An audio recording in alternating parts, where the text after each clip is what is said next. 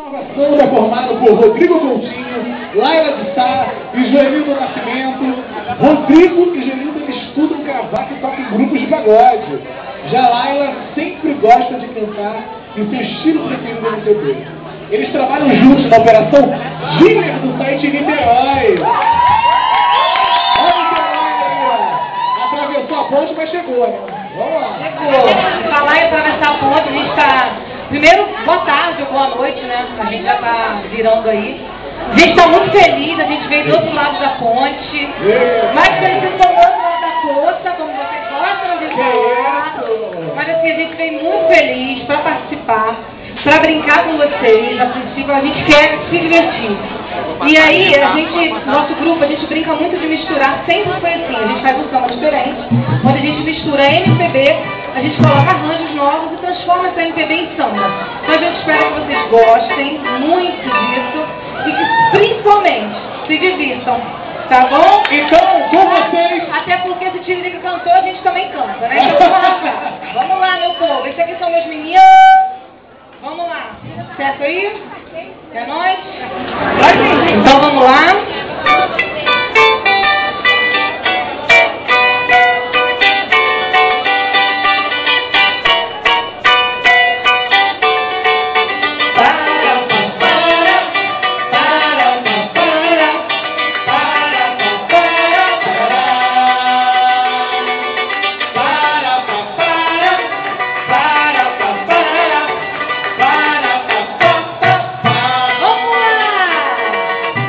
Meu